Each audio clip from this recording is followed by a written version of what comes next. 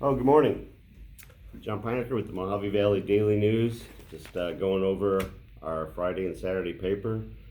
Got a lot of weird information going on, but it is a casual Friday.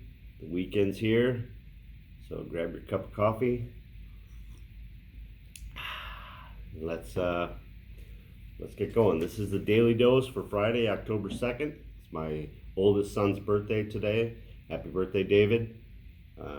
I think that should count as a birthday present, so we'll go with that. It's a Daily Dose, sponsored by the Tri-State Radiology Center. At Tri-State Radiology Center, their experienced imaging and radiology professionals put your needs first. They're proud to provide a high-quality level of customer service, medical experience, and commitment to quality for all patients.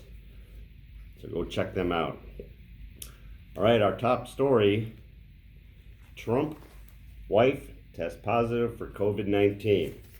So President Trump was, spending a little time with his senior aide, Hope Hicks, who recently tested positive.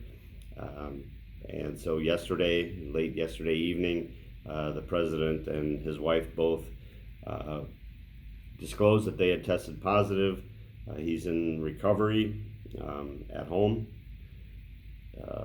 So I guess he's going to quarantine for a bit. I don't know what the effect is going to be on his campaigning. We're just a month away from the election, so we'll see what happens there. The good thing is, according to his doctor, even though he's 74 years old and he's in the higher risk category, he's in good health. So hopefully he recovers from that just fine. We haven't heard anything yet from the conspiracy theorists, the COVID is a hoax people, or this will all go away after the election people, but I'm sure if you are on Facebook, you'll hear from them sometime today. We had an injury accident at Highway 95 and Mohave Drive. 4 people were treated at the scene. Just another day in Bullhead. Farmers market returned Saturday, which is awesome. They've been shut down for quite a while. Vanette Schnitz, who's the marketing organizer of the event, asked everyone to please mask up and do social distancing and that. They're holding it to only 60 vendors, which is significantly below what they normally get out there for it. But that'll be out Saturday morning out at Community Park from 9 a.m. to 1 p.m. So go check them out. It's a pretty neat event. It'll be there in the shade too. So the big one, Transwestern ruling deals big blow to taxing entities. I was reading this before, very well written story. Who wrote? Oh, I wrote this. So here's what this means. It's a very long story. I know I can get kind of long on this. I tried to put all the details in it, and sometimes it gets a little bit too much. But here's the deal on it. If you have you own your home, and it's assessed every year. In fact, we just got our tax bills yesterday at my house. It's assessed by the county every year. And so if the county says your house is worth $500,000 and you go, no way, you can go and fight it with the county assessor, Jeannie Kench up there, good people. For something like the Transwestern pipeline, it runs through 7 counties in Arizona.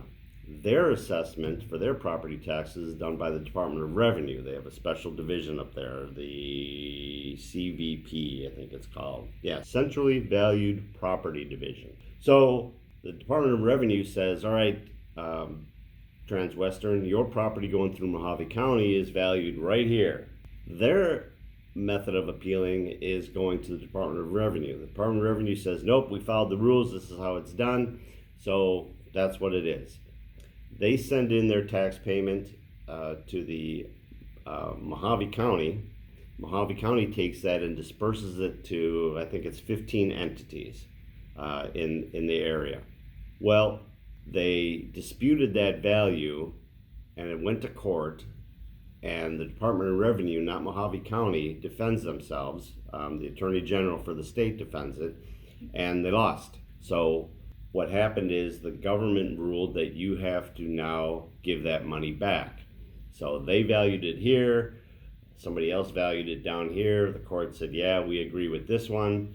And now the taxes that they paid on this has to be refunded until they get to the level of this. Well, the problem is that that money was received by the county and dispersed by the county to all these different places. All those places have to give it back. Those places include all your school districts, your fire departments. There's several other things. The Mohave Community College.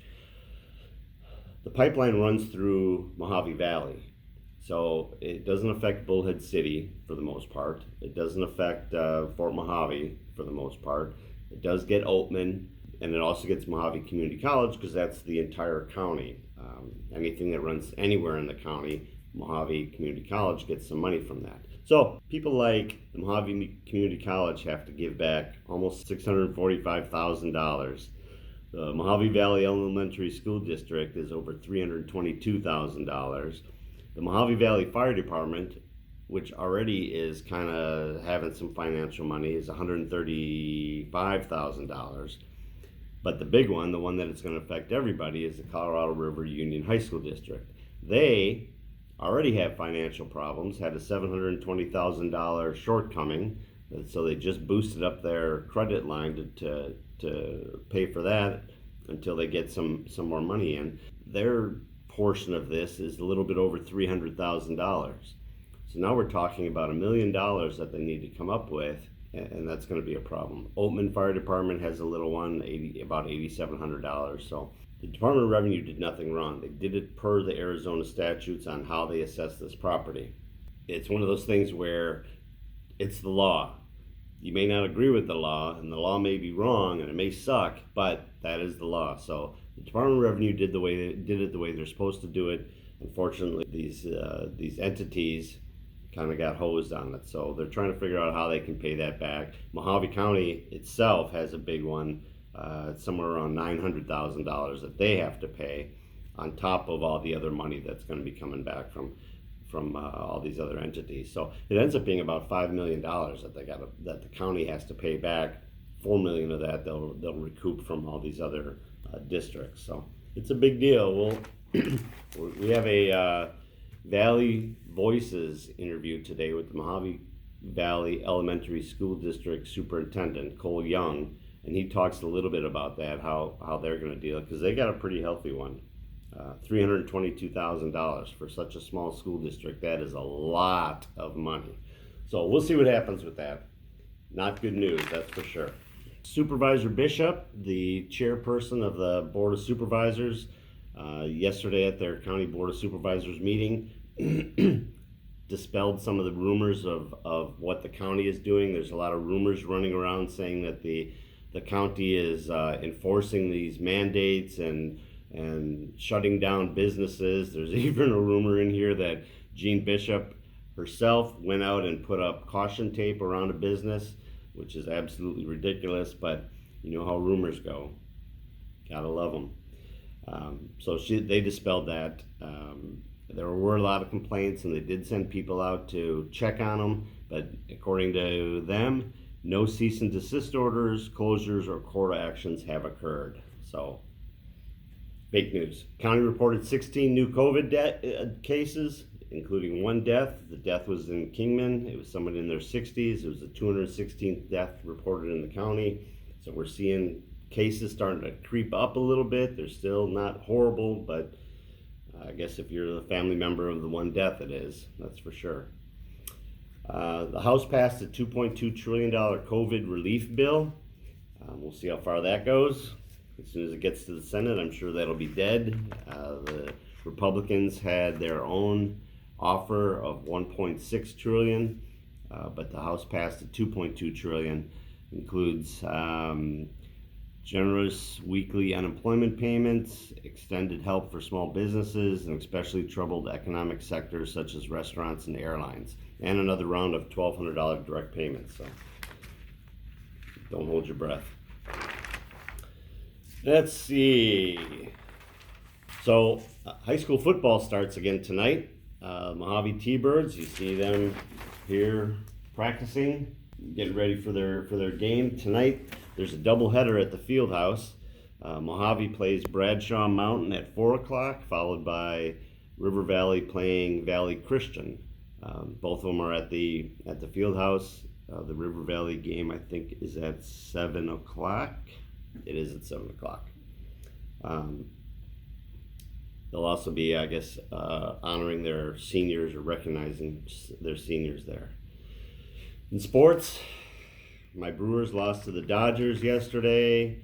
Maybe you saw the Denver Jets game, although I don't know why you would. It was ugly, but it was on.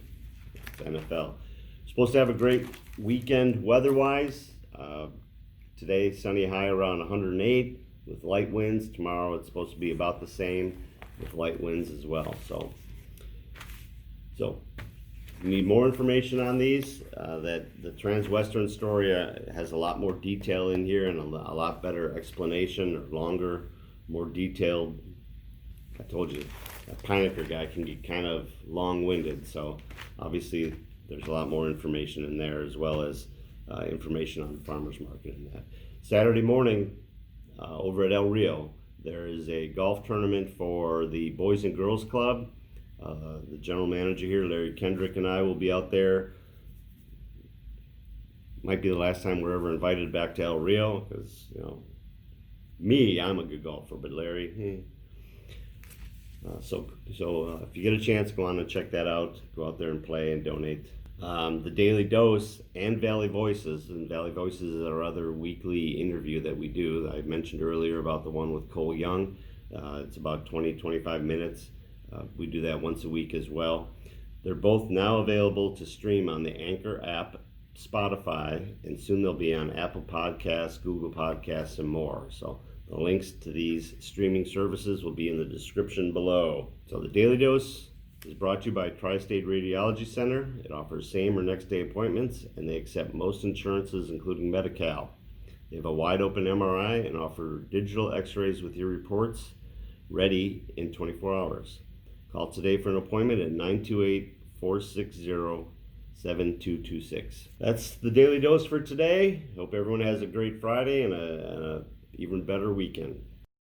All right, let's get back into this. What the heck is he saying?